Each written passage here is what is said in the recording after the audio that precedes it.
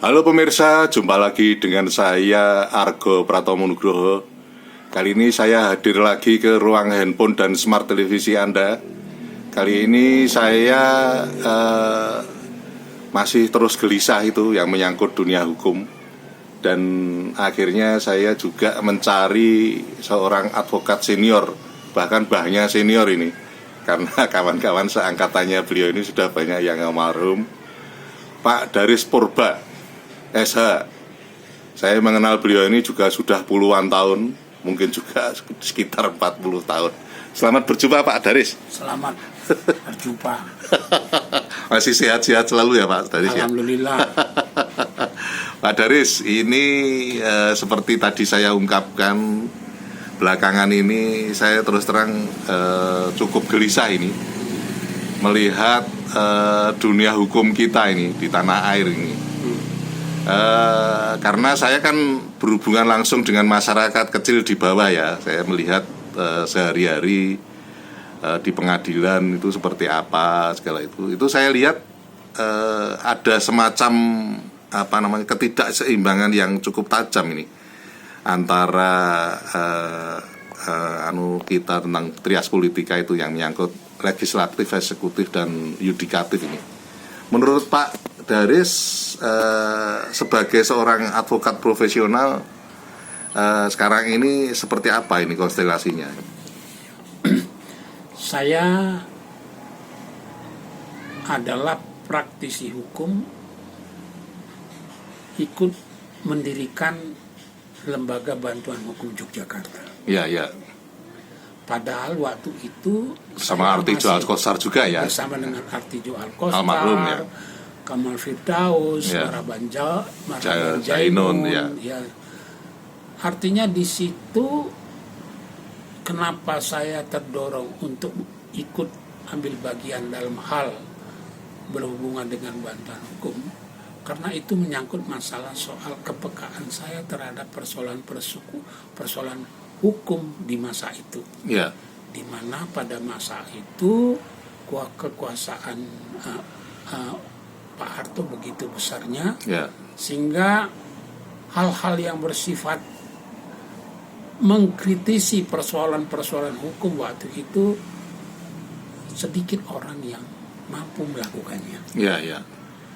Oleh karenanya, karena figur yang menjadi panutan penegakan hukum itu tetap dipertahankan oleh Bang Adnan Buyung Nasution, Bang Buyung ya, almarhum ya. Maka kita percaya bahwa apa yang dipikirkan oleh Bang Buyung almarhum waktu itu memang pantas untuk dikembangkan, didukung di daerah. Ya. Di dalam hal ini di daerah istimewa Yogyakarta. Ya. Jadi kenapa persoalan hukum menjadi salah satu prioritas utama menjadi perhatian kita waktu itu, karena dari pengalaman umpamanya sebagai mahasiswa, saya termasuk aktivis 7778, ada kawan yang ditangkap tapi dilepas tanpa proses peradilan, ada yang teman seperti Magdir juga diadili di sini, karena itu berhubungan dengan sifat kritisnya terhadap kekuasaan pada waktu itu. Ya.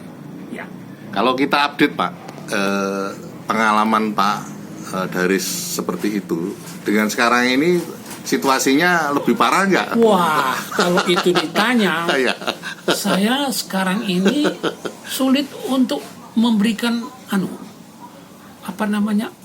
kerusakan ini sudah sumbernya dari mana nggak karu-karuan. Oh gitu ya, artinya lebih parah itu ya? Iya, kalau dibandingkan semasa saya dulu di LBH malah justru ini lebih kacau sekali. Oh gitu ya? Iya, saya tidak pernah melihat umpamanya dulu itu ada seorang aparat penegak hukum mencoba untuk mengotak-atik undang-undang. Iya. Tapi sekarang ini ya udah cobalah Mahkamah Konstitusi seperti itu. Diaduk-aduk semuanya ya. Aduh, yang mestinya sudah jadikan tersangka dalam kasus PIK, dan itu langsung aparat penegak si Polan tidak terlibat dalam hal yang berhubungan dengan itu apa namanya PIK apa pisir.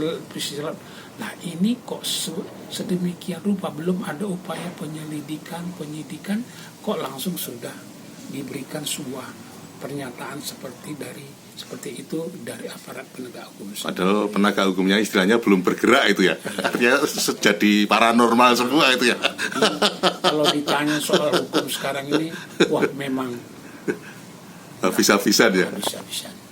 Oke, sampai di situ dulu Pak Daris, karena terbatasnya waktu. Nanti lain kali saya akan datang lagi, karena memang sangat kompleks sekali. Dan tadi saya poinnya bahwa sekarang ini jauh lebih parah dibandingkan pada saat Pak Daris membuat LBH dulu bersama Buyung Nasution, Artijo Alkosa dan lain-lain itu ya. Oke, terima kasih Pak Daris. Lain kali saya akan datang lagi. Oke. Ya. Nah pemirsa, akhirnya saya Argo Pratomo Nugroho undur diri dari ruang handphone dan smart televisi Anda. Argo Pratomo Nugroho terus memberitakan, Anda yang membijaksanakan. Sampai jumpa.